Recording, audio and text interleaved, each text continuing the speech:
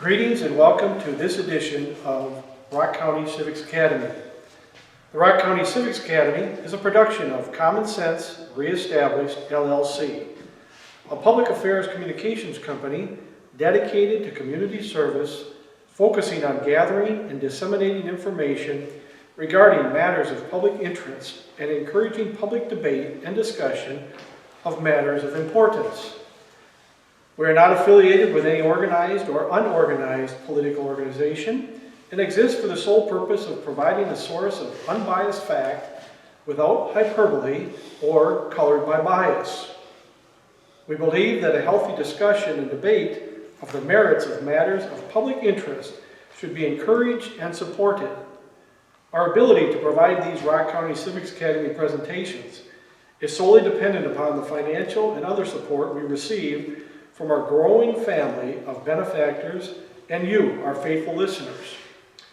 Our growing list of benefactors includes Big Radio, WCLO WJVL, Have Camera Wisconsin, Tom Edwards, Ragnar Ltd. And Ragnar Software, RagnarSoft.com, Havana Coffee on Milton Avenue, the John Westfall family, the Italian House, and JATV Channel 994, Local Access, and JATVMedia. If you believe in our mission, we will welcome your financial support. Materials explaining our mission and financial support opportunities are available at the registration desk or by visiting our website, commonsenserockcounty.org. Our programs are provided live on tape on JATV Local Access and YouTube. Out of respect for our guests, we ask that you silence your cell phones and remember you are a part of an important interactive telecast that many rely upon as their primary source of unbiased information about the critical issues that affect you every day here in the Rock River Valley. And now, we turn things over to Rich Gruber, who will introduce this edition's program and guests. Thank you, and welcome to this edition of the Rock County Civics Academy. Tonight it's my pleasure to be in the Bernie Westland Memorial Chapel on the campus of the Old Milton College here in Old Main. A historically significant building on a historically significant campus, and frankly I would like to extend an invitation to anybody that hasn't taken the time to walk around a little bit and explore. It's a fascinating building with a lot of really, truly interesting artifacts that will bring you up to speed. And a special thanks to Doug Welsh, who's just been a gentleman and very kind in allowing us to use these facilities. It's very much appreciated, Doug, and we thank you from the bottoms of our heart. This evening, it's our pleasure to host a discussion among the candidates for mayor in the city of Milton. And over the course of the next hour, hopefully, we'll be able to get some insights into both of the candidates, why they're running, and where they stand on the issues that we believe are important to the community. We're also going to afford you, as members of the audience, an opportunity to supply questions that we will share with the candidates. And so at some point in the evening, pay attention to Paul in the back. He'll wave an arm and he'll pick up the sheets that you have been able to pick up at the counter. Write your questions down legibly, please. And we'll try and fit in as many of them as is possible over the course of the next hour. With that, I'd like to welcome into the discussion tonight the challenger in this particular race is Tom Chesmore. Tom, please take a minute or two to introduce yourself and share with us why you are running for the office of Mayor of Milton. Well, first of all, I'd like to thank Rock County Civics Academy for hosting this. I'd like to say I've been mayor before. I served 2 terms, so I'm not naive to how things are supposed to work. During my time as mayor, we built DPW building. We bought the building that now houses our police department, City Hall. We helped get the YMCA in here. Black Hawk Technical College came here when I was the mayor. One of the things I noticed when I was going door to door talking to people was people were kind of wondering, of course they always wonder about their taxes. That seems to be better sidewalks, whatever you want to get a crowd. But one of the things that came up a lot was the condition of our streets. We collect the $30 wheel tax, which was implemented on the city residents without ever going to referendum, which I think it should have. The reason you don't go to referendum is because you know it won't pass anyway. But I want to be mayor because I feel that there's been a lot of things done in the last couple of years that have been detrimental to the taxpayers of the city. And I'd like to see what I can do with my leadership skills to fix those things and make people's lives better, in the city without draining their pocketbook. Thank you, Tom. Anissa Welsh is the incumbent mayor in the city of Milton. Anissa, same question. Please introduce yourself and share with us why you are running for the office of mayor of Milton. Well, good evening. Thank you for hosting us, and I want to thank everybody in the audience for coming this evening. I'm Mayor Anissa Welch. I have been mayor for 4 terms in the city of Milton. Over that period of time, the collaborative efforts with the city council, with the staff, and with the community overall has assisted us in increasing our equalized value. Our equalized value has increased by $225 million since 2015. And our tax rate has been stable and is still more stable and lower than it was in 2013. We have a lot to be proud of in the city of Milton. We've had a lot of investment throughout our industrial and our commercial areas, and also we have 3 new subdivisions going in and many other projects coming up. I look forward to continuing that momentum with the community of Milton. Thank you. Anissa, this first question is for you. What do you see as the principal duties and responsibilities of the mayor, and how do you propose to undertake those duties? Well, I've been mayor for 4 terms, so I have approached the mayor position as being part of an overall team player and providing support and assistance to staff and council wherever that's needed, and also to be an advocate and an ambassador for the city of Milton. In that role, I have participated in advocating and championing the city of Milton and its needs, not only at the state level, but at the federal level. I was on the board of directors also with the League of Wisconsin Municipalities. And I think the mayor has an obligation and a duty to represent everyone in the city of Milton. It's a nonpartisan office, and my approach is to always look at what is in the highest and greatest good of the community and what can I do to be helpful, to be of assistance, and continue to make Milton a place where businesses want to invest, where people want to retire, where new families want to come and live. And I think we have done a really good job throughout our community in these past years of creating increased value and opportunities for all of the families in the city of Milton. Thank you. Mr. Chesmore, same question. What do you see as the principal duties and responsibilities of the mayor, and how do you propose to undertake those duties?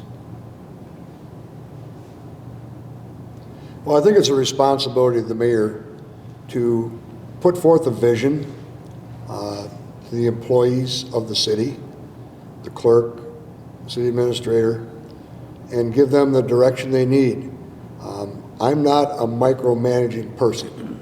We hire those people for a reason, for their expertise and their ability to perform that job. I see no reason to micromanage manage them. If they have a problem, they should be able to come to the mayor. But I think the idea is to put forth the vision, try to make it happen, try to get the council on board with it. In the past, we have done enormously well. I mean, it's just, I don't know how else to answer it. I mean, you lead by example. I mean, I've had detractors in the past. It really doesn't bother me that much. And I've been called a lot of names, I've been threatened and everything else. That never bothered me much either. I mean, if you know you're doing right, I love to help people. I can cite several examples, but there's no time, of where I've gone to people's houses and when I was mayor and worked with them to get their streets fixed, worked with them where the police department couldn't make any advances, working with them to get them to appreciate their neighbor. Thank you. Anissa, what do you see as the most important issues facing the city? Well, historically and moving forward, it's always going to be how do we provide the needed and expected services that our residents have known and deserve to have, while keeping it reasonably priced for their taxes, right? So that's always been a challenge, and one of the ways that we've addressed that is we did a strategic plan, and we did a comprehensive plan, and we created a financial policy. One of the things about the strategic plan that we did was we invited the entire community to be part of creating the vision that they want for the community. So we had community involvement, we had staff involvement, we had council involvement.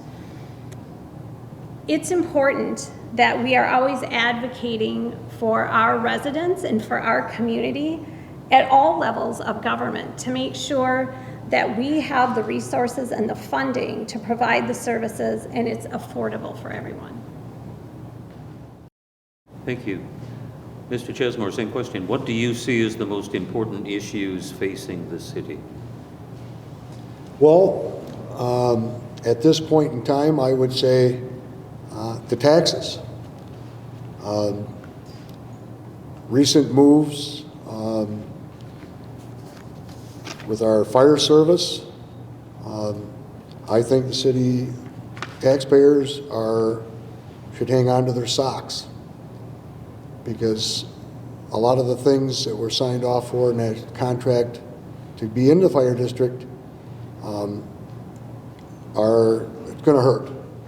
And whether Anessa or myself is sitting in that chair, I think that the next mayor should be prepared to be able to explain to people why your taxes are going to be so high. Do I get a rebuttal? Please, I'd appreciate it. I think it's important to note that that is not accurate. And I would just ask that you be respectful and let me talk. Thank you. I appreciate that. I would like you to be respectful enough to not take the taxpayers to the Tom? bank. Oh, wait, are you done? Please, ladies and gentlemen. Okay. So the rate that the funding that was required of us to sustain our fire and paramedic services, we were not able to continue at that rate. It was growing exponentially, and the services that are going to be required and continue to be required are going to be met through shared obligations through 10 municipalities. Okay, thank you. We will come back, I'm sure, to that. Tom, I want to start with you on this next question. Give us an example of one thing you believe the city council bungled and how you would correct the issue. Well, it would have to be the fire district, but that's pretty much a water over the dam. There's nothing you can do to have that. I think signing all of our equipment over to the Edgerton Fire District was a huge mistake. If we ever want to get out of that contract, we have to buy back our equipment. So now you're asking the taxpayers to buy back their equipment that they paid for once already. Manning issues at the fire station, I think that seemed to be the general put forth of why we needed to do the fire district thing. And I'm sure we'll get into more of that, but I think that was one of the biggest bungles I've ever seen, where there was not anyone that was ever consulted besides It wasn't anybody on our fire department, none of our chiefs. So I don't know where all this information came from, but it did not come from the people that would actually know. And now, why wouldn't you go to the people who know and ask them how things are supposed to work and why they're not working? We already know why they're not working. We just can't, you can't hire people enough. I mean, my God, you look at departments around us, they're offering $28 an hour for medics.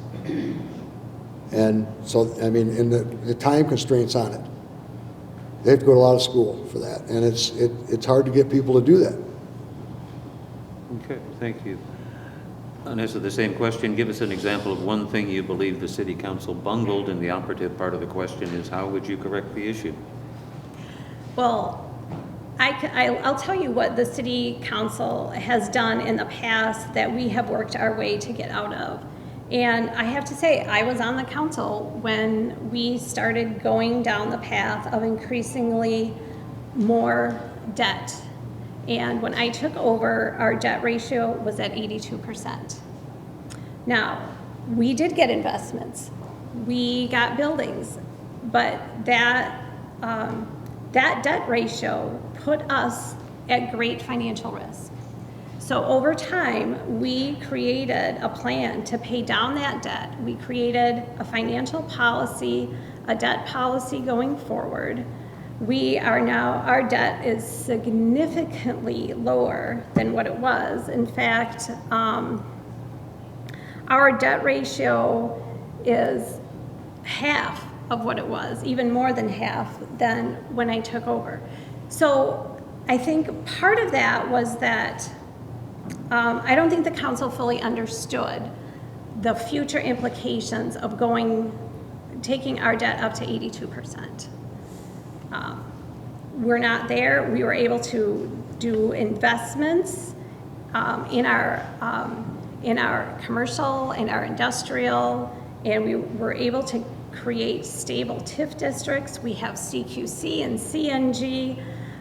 These are world organizations that have chosen Milton because of our fiscal policies and our investment in our community. So we're not going to let that happen again, because the council committed to not having just a free-for-all around debt. Thank you. We're going to start, Tom, with you on this question again. Give us an example of one thing you believe the city council has done extremely well, and how do you replicate that outcome? When I first got on the city council, a long time ago, I sat next to two of the most conservative people, unless you might remember Bill and, Bill Lipke is my prime example. Bill's answer to the question, when the city administrator would go, we're going to work on the budget, how much do you want it to go up? No more than 2% was always Bill's answer. It was constant every year. And I think the city council has done a very good job of keeping the tax rate manageable. But I don't think it's sustainable. And I agree with, and I said that you have to watch your debt. Unfortunately, she inherited the high debt capacity from the previous mayor before her. And that was too bad. But I think the city council has done a good job of keeping the taxes manageable for most people. As someone who's retired now and living on a fixed income, I'd like to see a little more give, which I'm sure a lot of the people in the community, they're even not retired, would like to see. Thank you. And as the same question, give us an example of one thing that you believe the city council has done extremely well, and how do you replicate that outcome? Over the years, the council has been very adaptive. We went through COVID together, we went through high debt, and they tackled those issues head on. They have been very willing to look at new ways of attracting business. They've been great about creating policies to ensure that the solid foundation that they have built over the years will stay going forward. So I mentioned the strategic plan that guides our mission, vision, and values, the comprehensive plan that guides how we're going to grow going forward. That was updated. They participated in supporting staff in creating a communications plan. We redid all of our personnel policies. We're in the middle of relooking at all of our zoning policies, which, are from the period from the 60s, right? So they have continued to look forward. So they've been able to focus on what is the challenge at hand and what position does the city of Milton need to be in the future. And they've worked really hard, and they have adapted and grown over the years. And we don't always agree on everything, but they do their homework, and they bring thoughtful questions, and they're dedicated, and they are committed to the citizens. Thank you. This question, and we'll start with you, Vanessa, if we could. City finance is a constant issue requiring your attention. Does the state shared revenue formula need attention? And if you had the power, how would you correct any deficiencies with the current funding formula? Right, so the shared revenue absolutely does need to be corrected. And this was an issue that we started talking about when I was on the board of directors for the League of Wisconsin Municipalities. And at that time, one of the ways that I thought would be appropriate to look at it is to have a collaboration between the towns associations, the counties association, and the cities, the League of Wisconsin Municipalities. And they did that. And they worked together, and that was huge. And they brought forth some recommendations that both sides of the aisle in Madison are looking at in order to correct what has been happening over the years, which is we collect taxes, people pay sales taxes, it goes to Madison, and even though our equalized value has increased exponentially over the years, with all the hard work that everybody in the city is doing and that lives here, our shared revenue has decreased. Not only can they look at shared revenue, they should look at general transportation aids. That formula hasn't been looked at in 20 years. There's better ways, more equitable ways. Also, what they can look at is real estate transfer fees. So that funding, it never came to the city, but it used to be 50-50 between the county and the state of Wisconsin. Well, now it's 20 to the county and 80 to the state.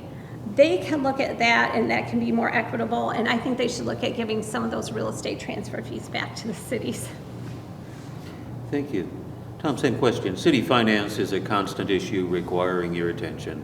Does the state shared revenue formula need attention? And if you had the power, how would you correct any deficiencies with the current funding formula?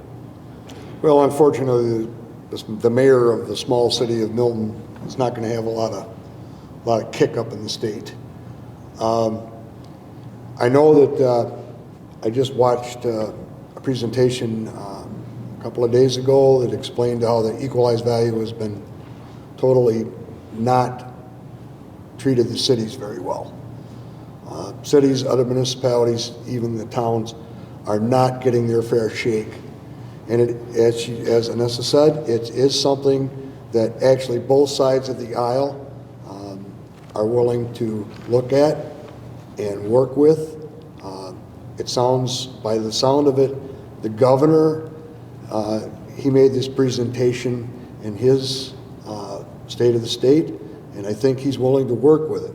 All the little intricate details have to be worked out, but it sounds like that we are going to be taking in some money more than what we are.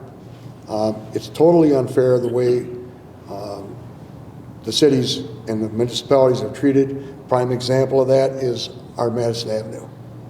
We're supposed to get state money. We used to get state money, and now we don't have enough to fix the holes and potholes in it. That's just not feasible. And it's because the state isn't giving us our fair share of the money. Thank you. Anissa, we'll start with you on this question. Through the years, there's been an increased reliance on fees for service as an approach to fund city services. Is it fair and equitable as a means to fund city services? What are the limits, as you see it, to funding government services on a transactional basis? Well, municipalities have very few and very limited revenue sources. What's very problematic, number one, is the shared revenue that we have discussed, also over-reliance on property taxes, and then there's fees. So you have to look at everything, and I think that it can be a struggle if it feels like you're not getting ahead, right? Even though our tax rate is lower today than it was in 2013, if inflation is going up, it doesn't feel like you're paying less taxes because the cost of living goes up.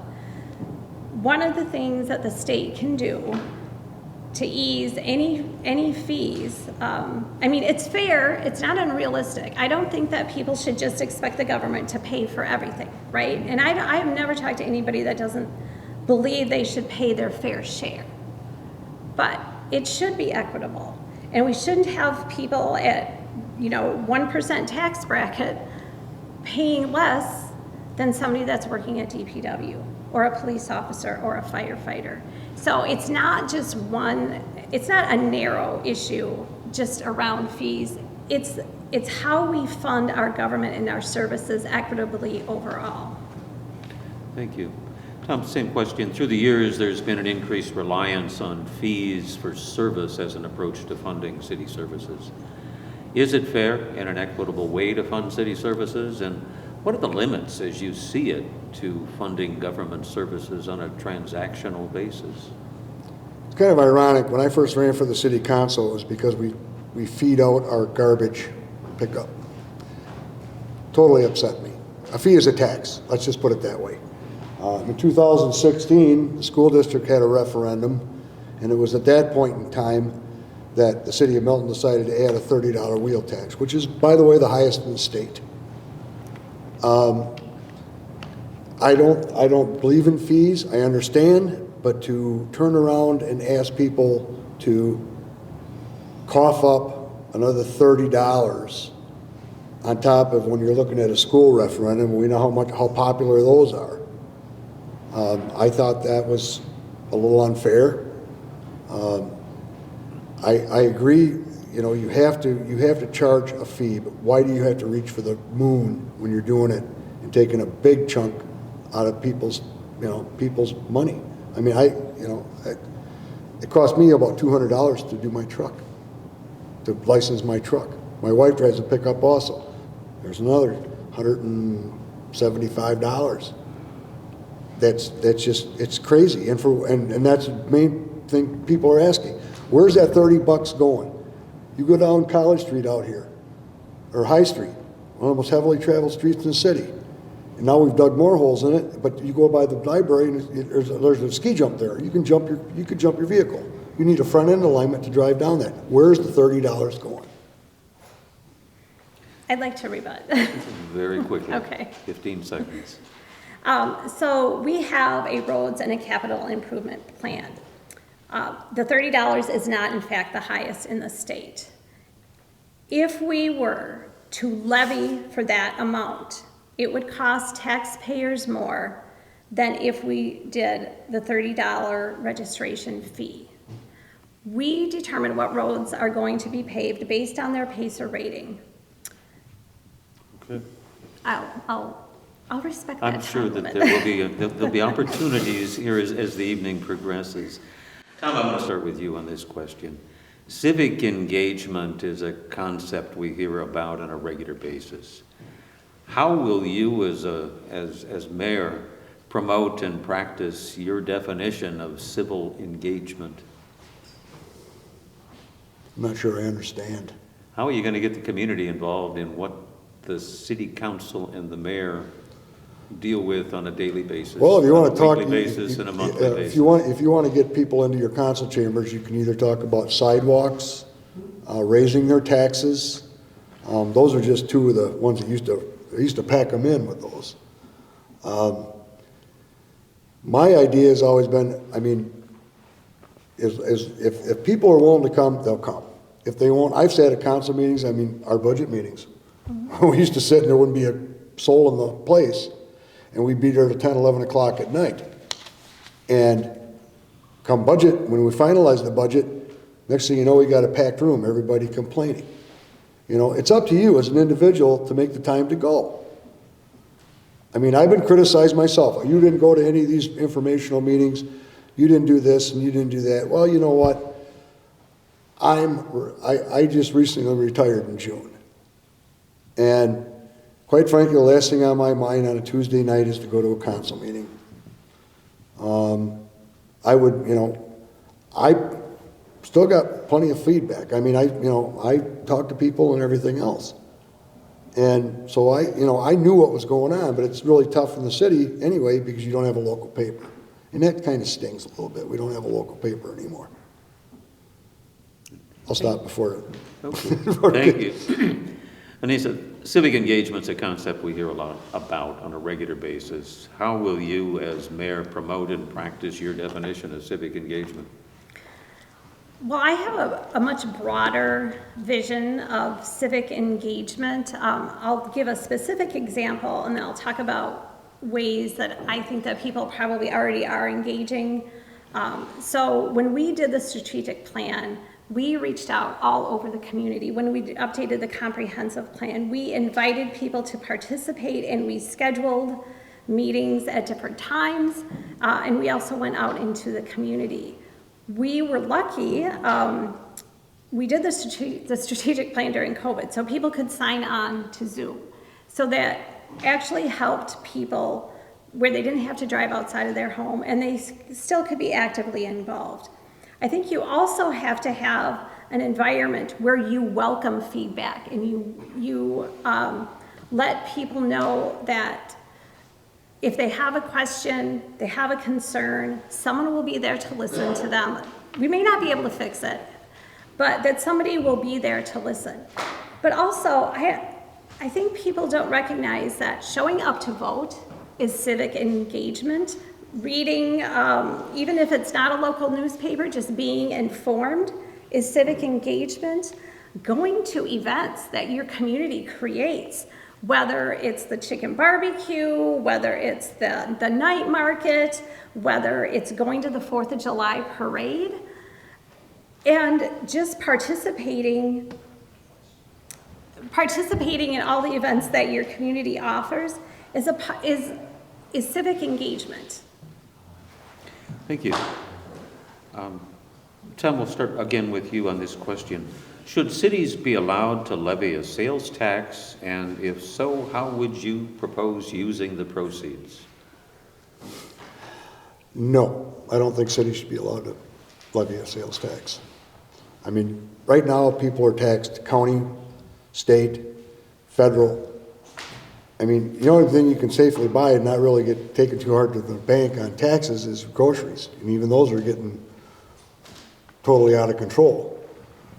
For people like myself that are on a fixed income, the last thing I want to ever see is another tax, you know, or another fee, which is nothing more than a tax.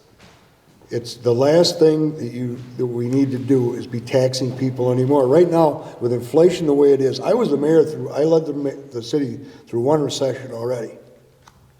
And I'd hate to say it, but there's a great possibility that we could be seeing at least a mild recession in the future. The last thing you need to do is to tax your people more. I mean, people are already hurting right now without anything from the city trying to take more money out of their pockets. And I just don't think it's feasible. I would be totally against it. Thank you. Vanessa, should cities be allowed to levy a sales tax, and if so, how would you use the proceeds?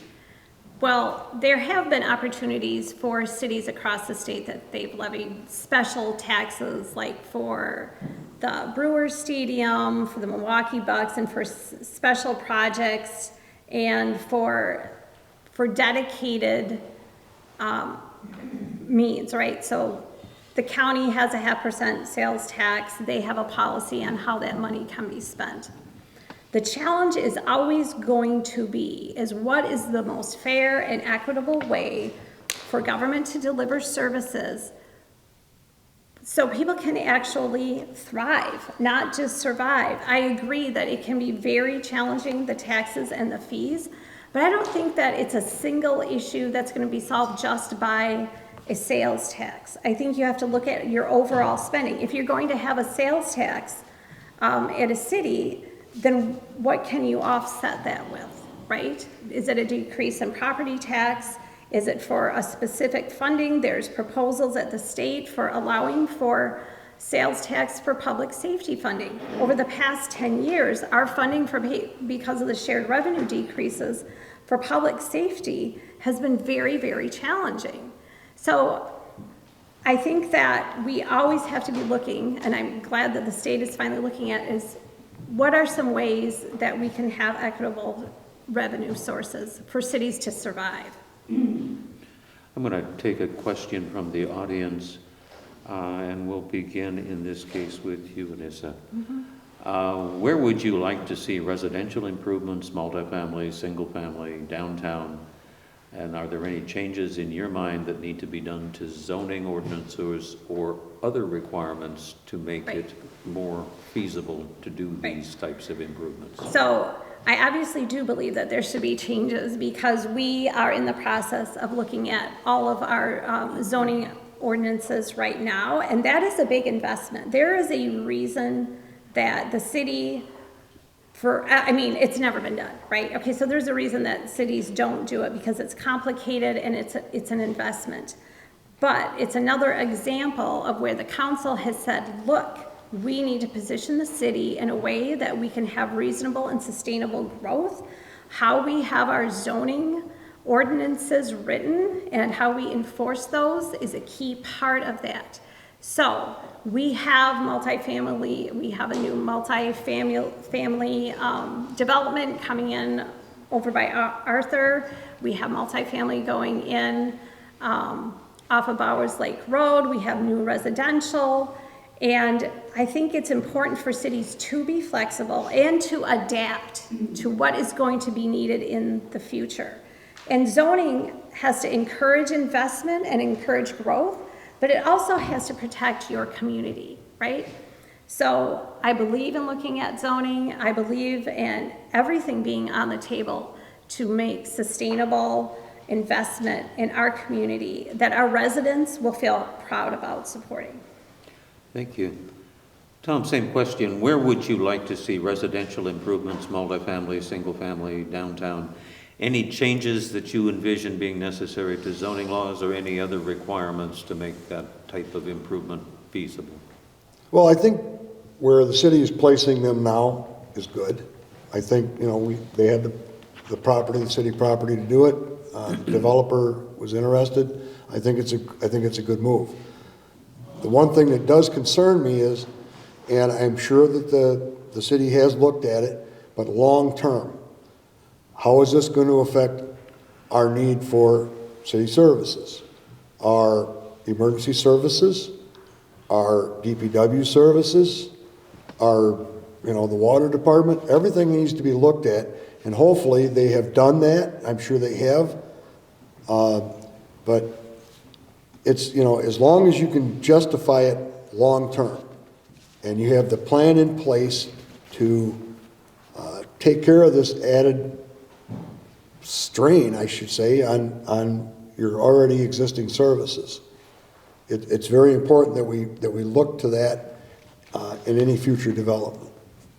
I'm done. Thank you. And I'm going to open this next question to you as well. And this comes from the audience. What is the city's role, if any, in supporting the Gathering Place or the Milton House or, for that matter, the Milton College Preservation Society? Historically, our city council has provided very limited funding if you look at the percentage of our overall budget. We have provided funding to nonprofits. We have given money to the Milton House, to the Gathering Place. I'm trying to think where else we've given funding to. The Y previously. So that's a community value, right? And those are the quality of life amenities. And there has been debate at different times about whether government funding and taxpayer dollars should be invested in quality of life opportunities. Historically, the council has done that. The Gathering Place, it's amazing to have a citizens facility like that not only serves senior citizens, but also has a lot of community events, and it's expanded. The Milton House is a cornerstone of everything Milton. And I've never vetoed a budget that had funds dedicated to nonprofits. I believe it's a quality of life issue. If voters don't agree with that, or the community doesn't, they really have not said that to us. And that those are things that we addressed in our strategic plan, and the community overall had a very positive response to that. So I can see that policy going forward. Thank you. Tom, same question. What is the role of the city in providing support to such organizations as the Gathering Place, the Milton House, or for that matter, the Milton College Preservation Society? The city has always supported them in their endeavors. There was a point in time, I think back when I was mayor, that we had to cut back on some of our funding. I didn't feel a need to apologize for that because it was necessary at the time. But I totally agree that it is necessary to at least give some sort of funding to these areas like the Gathering Place, historic preservation, everything like that, because it is the core of the city. The Gathering Place has been amazing since the day it was finished building, and so I mean I support supporting those. I mean, it's been done in the past. It's never been totally taken away. It's never changed, and I don't think it should be. I think it's very important that we take care of these, as Vanessa calls them, quality of life things. Okay, thank you. This is, I don't know, a related question. Our neighbors to the south have grappled with issues such as affordable housing and homelessness. What role can the city play in addressing the need for so-called affordable housing in the community? And what role does the city have in addressing issues such as homelessness or related social issues? Vanessa, we're going to start with you. You get the first dive. Well, actually, there's countywide programs that have expanded over the past few years regarding homelessness. I have always promoted collaboration and partnerships with other agencies and other cities, right, around the county, so we don't duplicate efforts. So we have those homelessness opportunities through addressing homelessness through the county program that's just expanded, and we also have opportunities to look at when development comes in, right? What is it coming in? Is it coming in, like when we look at like multifamily housing? Is it coming in at way above market value? Is it coming at workforce rates? Or where are we at in the scheme of things? The city of Milton is a small town, so our inventory is always going to be less than a community like the city of Janesville. Sometimes that actually drives up costs because we have less inventory. So sometimes government's role is very limited in the market and capitalism, and government should not be putting their finger on winners and losers, but we certainly can look at partnerships with other agencies, counties, and cities to see what they're doing to address these challenges. Thank you, Anissa. Tom, same question. What do you see as the role of the city of Milton in addressing such social issues as affordable housing in the community, issues of homelessness, and other social issues? Yeah, that one's loaded for grapes, ain't it? Quite frankly, as long as if you have people that are willing to come in and develop housing units, you would want to look at them to make sure that it's not, you know, for the people that are making $30 an hour to come in and just rent all those places. Because there are people that can't afford that, and I don't know what kind of, what you're looking for in an answer of what the city could do, except for, you know, get with the developer, find out what they're working towards. As for the homelessness problem, I'm not sure, you know, I know we're not Janesville, and I don't want to be, but I'm not sensing that Milton has a huge homeless problem. You know, if the county can deal with it, Milton could, you know, work it with the county where, since they have a program we don't, okay, we'll use yours. Anything we can do to help you, we'll help you. But right now, I'm not overly concerned with that. Okay. Thank you. Tom, we're going to start with you on this next question. It's a combination of what's come from the audience, and it fits nicely into one of the questions that we've drafted here. Under what circumstances would you support advisory referendums going to the ballot as a means of measuring public sentiment? For example, the question related to the fire district's participation was a council decision. It was not a referendum question.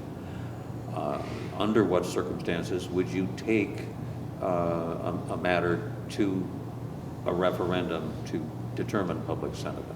Just an advisory referendum? Just advisory. Just advisory? Because that's what's possible under state law. Anything that's going to affect your tax rate, I think should, you know, when you're talking, you know, the wheel tax, prime example right there, should have went to referendum. You're asking for people under $30 from it. The fire department, another prime example. There should have been some examples put forth on an advisory referendum saying, okay, well, how much do you want your, you know, we can do it this way, your taxes are going to go up a lot. We can do it this way, your taxes aren't going to go up a lot, but they're going to go up, you know, a bit. I think, you know, when it comes to asking people about finance, anything that has to do with people's finances, it needs to be put out there, especially when it's a huge ticket item. And it's a huge ticket item. Both these things are huge ticket items that should have been put out there for the people to make, you know, an informed decision. Thank you. And it's the same question. Under what circumstances would you support an advisory referendum going to the ballot as a means of measuring public sentiment? And again, the example being that the fire district decision was made by the council. It was not something that was submitted to the voters. Well, I would suggest that it was submitted to the voters because the voters elected that council, and we have been dealing with this issue for a decade. It was a complex issue. If it wasn't complex and complicated, Tom would have solved it when he was mayor. It would have been solved, you know, 2 years ago. So we elect our representatives to make decisions on our behalf. That's part of representative democracy. We have a $1 million police budget. We've had a $1 million police budget for a long time. And we should. We should invest in our public safety. We do not go to referendum over our police budget. We have studied for years, including long before Tom, including after me, multiple options on what to do about public safety. We had many, many meetings, informational meetings, and I want to emphasize, this was not a City of Milton decision solely. This was 10 municipalities that looked at this, 10 municipalities with elected officials that all came to the same conclusion, that it was in the highest and greatest good of everyone to go with a regional model. I'm not against referendums, but I don't think you can govern by referendum. Thank you. Could I do a rebuttal on that? Sure, please, 15. We never had this problem when I was the mayor. We were definitely getting to the point where we needed to solve the problem, but this was not the correct way to do it. Thank you. This next question again is ties together with an audience question. You've gone through the process of consolidating into a single fire district services on a regional basis. What is the future consideration, or is there any, that $1 million budget for the police department could be addressed by going to a regional model, as some communities have, and relying on the sheriff's department? Who is this to? And that's going to start with Tom. That kind of, I would hope we never get to that point. I mean, my father was a police chief for years. I watched him struggle with budgets that were a heck of a lot smaller than this. I understand the police department is fully staffed. Excellent, great job. Maintaining it's a whole other thing, but the whole thing of it is, I'm not a big defund the police thing. I would like to see us always fund our police, no matter what it costs. They're our first line of, you're not gonna call a plumber if you're getting the crap beat out of you. You know, you're just not gonna do that. You're gonna call a cop. They're our first line of defense, and our citizens expect it. So, I'm sorry I paused so much, but I was just a little mind boggled by the whole idea of that even coming to fruition, that we'd be thinking about ever cutting a budget of our police department. It's just inconceivable to me. It's the same question. You've approached the fire protection services on a regional basis. What's to say in the future you'd look at that $1 million budget and take the route of some other communities across the state and delegate law enforcement services to the sheriff's department on a regional basis? Well, first of all, I want to say that has never been brought up in any conversation that I have ever had, that council has ever had. We've actually made sure that we have level funded our police department. We are at full staff, and they're very separate situations. And I want to be clear on this. We were gifted, the whole state and the whole entire country, by having volunteer firefighters. Overwhelmingly, our departments were volunteers. That has really not been the case for our police. It's always been a paid position by design.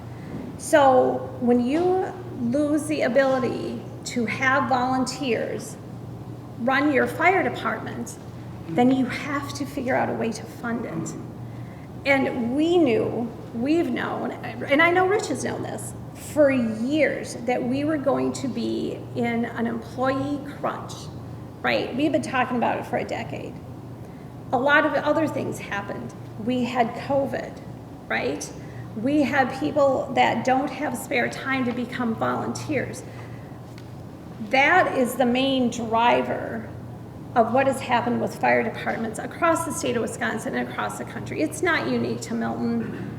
It's happening everywhere, and we wanted to prevent a crisis situation. There are neighbors of ours that are in a crisis with their fire and EMS. We have our police funded. We have a plan for that. I don't see that changing in the future. It's just a different situation. We're at that point in the evening where we're going to be wrapping things up. And so in conclusion, I'm going to ask that you both think for just a moment, and we'll start with you, Anissa, because we started with Tom with the first question. We'll start with you with the summary. Please summarize why the residents of Milton should elect you to serve on the council, and what measure or means of evaluating your performance should they take into account? Well, when you've been in an elected position for as long as I have, you can look at the decisions that have been made over time, and you can look at where we were before and where we are now. When I was elected mayor, I was not the person that I am today. The environment that I was elected in is not the environment that we are in today. Over time, and including the council and including the entire community of Milton, we have had to improvise, adapt, and overcome. And those of you that are in the service, you know exactly what I am talking about. We have repeatedly met the needs of the community and the crises as they have been presented to us. So we have increased our equalized value. We have decreased our taxes. Those are the numbers that are available to anybody. We have positioned the city of Milton where developers want to come, they want to create housing developments, they want to invest in their business. We don't have any vacancies in our downtowns, and we have addressed really difficult problems. And we've done it decisively and thoughtfully. We've created long-term plans. And the fire department, I understand the emotions around it. We were very thoughtful about it, and it is not going to be more expensive for the services that are going to be provided and are needed for the future. I'm happy to talk to anybody about that, but that has to be clear. Thank you. Tom, please summarize why the residents of Milton should elect you to the office of mayor, and tell us what means or measures you would propose they use to evaluate your performance. Well, I've been mayor before. I led the city through the last recession. We still grew when other communities around us weren't growing at all. Milton grew. We invested heavily in infrastructure because in my feeling is that when companies come to look at a city, they look at not only your money management, but they also look at your infrastructure, how well you take care of your infrastructure. From your police department, your fire department, your DPW building, your maintaining of your streets. We covered that fairly well. And I'd like to think that a lot of the improvements that we made back then allowed the city to gain some of the things that it's gained in the past. As for, I want to make one thing clear. I'm not against the fire department being combined with Edgerton. It's a done deal. There's not a heck of a lot that can be done about it. It's a done deal. I just want to be sure that, and I do have a copy of the contract. I've looked at it, I've evaluated it, I've had several other people evaluate it, and I don't know how expensive it's going to be for the city. It's going to be expensive. Especially if in a year we decide that we don't want to be there, we have to buy back our equipment that our taxpayers already paid for once. But I think the ones that are in for a real rude awakening are the townships. Thank you. Thank you, Nisa Welch. Thank you, Tom Chesmo. Best of luck going forward. The election is here before you know it. For the audience's sake, It's got to warm up. I will hope that both of you will stick around and visit after we complete the telecast. I would ask folks to get involved, get informed, and make a difference in your community. And this is your opportunity to do just that. Thank you very much, and enjoy your evening.